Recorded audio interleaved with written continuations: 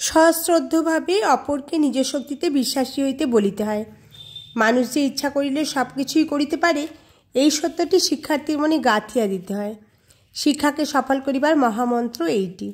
New ইয়র্কে দেখতাম Irish উপনিবেশ প্রার্থী আসছে, ইংরেজ পদদলিত, বিগত স্ত্রী, হৃত সর্বস্ব, মহাদরিদ্র, মহামূর্খ, সম্বল একটি লাঠি ও তার অগ্রবিলম্বিত একটি ছেঁড়া কাপড়ের পুঁটলি। তার চলন সব হয়, তার চাউনি সব হয়। 6 মাস পরে আর এক দৃশ্য, সে সোজা হয়ে চলেছে, তার বেশভূষা বদলে গেছে, তার চাউনিতে, তার চলনে সে ভয় ভয় ভাব নাই। কেন এমন হলো? আমার বেদান্ত বলেছেন যে ওই আইরিশম্যানকে তার স্বদেশে চারিদিকে ঘৃণার মধ্যে রাখা হয়েছিল। সমস্ত প্রকৃতি এক বাক্যে বলছিল, প্যাট, তোর আর আশা নাই, তুই জন্মেছিস গোলাম, থাকবি গোলাম। আজন্ম শুনতে শুনতে প্যাটের তাই বিশ্বাস হলো। নিজেকে প্যাট হিপনোটাইজ করলে যে সে অতি নীচ, তার ব্রহ্ম সংকুচিত হয়ে গেল।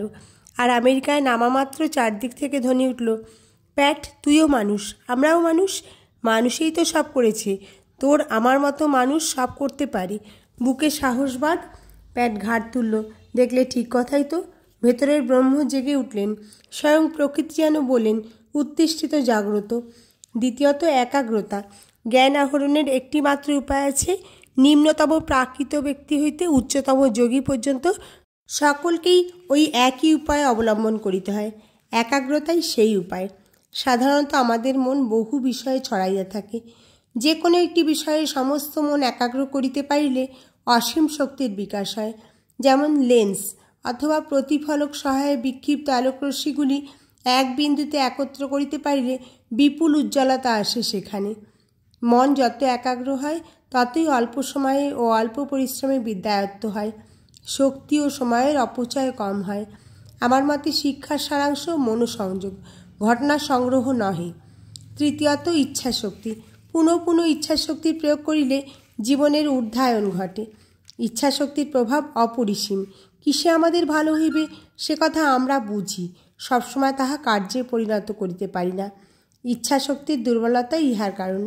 এই ইচ্ছাশক্তির তারতম্যই মানুষে মানুষে ব্যক্তিত্বের তারতম্যের প্রধান কারণ। ভালো মন্দ বোঝার ক্ষমতা মূল কারণ নহে। আমাদের বুদ্ধি একটি সন্ধানী আলোর মতো। উহার আলোক যতই তীব্র হইবে, কোন পথটি আমাদের পক্ষে কল্যাণকর, কোনটি অকল্যাণকর, তাহা আমাদের কাছে ততই বেশি স্পষ্ট হইবে। কিন্তু দেখা যায় বুদ্ধিবৃত্তি খুব মার্জিত হওয়া সত্ত্বেও সবসময় আমাদের জীবন সুনিয়ন্ত্রিত হয় না, বিমল চরিত্র গঠিত হয় না। অকল্যাণ হইবে ইহা নিশ্চিত জানিয়াও আমরা অনেক সময় অশুভ বা অন্যায় কর্ম হইতে নিজেদের বিরত রাখিতে পারি না। মনের যে পথ ভালো লাগে সেই পথেই সে আমাদের টানিয়া লইয়া যায়, বিবেকের নিষেধ কানেও তুলে না। এইখানেই ইচ্ছাশক্তির প্রয়োগ প্রয়োজন। চেষ্টা করিলে পুনঃ পুনঃ অভ্যাসের দ্বারা ইচ্ছাশক্তিকে বাড়াইয়া তোলা যায়।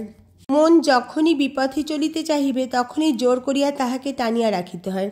ছোটোখাটো ঘটনাকে উপেক্ষা না করিয়া ইহা করিতে হয়। যতবার এরূপ করা যায় ততবারই আত্মবিশ্বাস পূর্বাপেক্ষা বাড়িয়া যায়, ইচ্ছাশক্তি ততই সবলতর হয়। সেই জন্য আপাত দৃষ্টিতে অর্থহীন হইলেও যে কোনো নিয়ম পালন করার এটা একটি মহাকল্যাণকর দিক।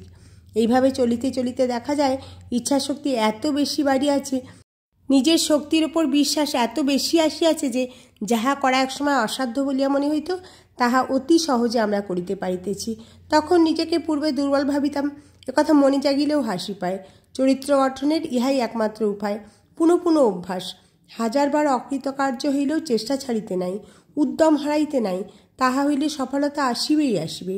নিজের অন্তর্নিহিত শক্তিকে জাগাইয়া তোলার চেষ্টার নামই মনুষ্যত্বের সাধনা। চতুর্থত ব্রহ্মচর্য। ছাত্র জীবনে ভোগের জীবন নয়, প্রস্তুতির জীবন। বিলাসিতা প্রভৃতি অভ্যাসগুলি জীবনের যে কোনো পর্যায়ে সহজেই আয়ত্ত করা যায়।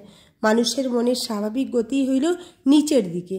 নিচে নামিবার জন্য কোনো শিক্ষা বা প্রয়াসের প্রয়োজন হয় না, কিন্তু সর্ববিষয়ে সংযম, কঠোরতা প্রভৃতি সদ্গুণগুলি ছাত্রজীবনে আয়ত্ত করিতে না পারিলে পরে উহা করা খুবই কষ্টসাধ্য হয়। কায় মনোবাক্যে ব্রহ্মচর্য পালন করিতে পারিলে স্নায়ু ও মস্তিষ্ক খুব সবল হয়, অসীম শক্তির বিকাশ ঘটে। স্বামীজি বলিয়াছেন, প্রত্যেক বালককে পূর্ণ ব্রহ্মচর্য পালন করিতে শিক্ষা দেওয়া উচিত, তবেই তাহার অন্তরের শ্রদ্ধা ও বিশ্বাস জাগ্রত হইবে। পূর্ণ ব্রহ্মচর্যের অর্থ চিন্তায়, বাক্যে, কর্মে সর্বদা সর্বাবস্থায় শুচিতা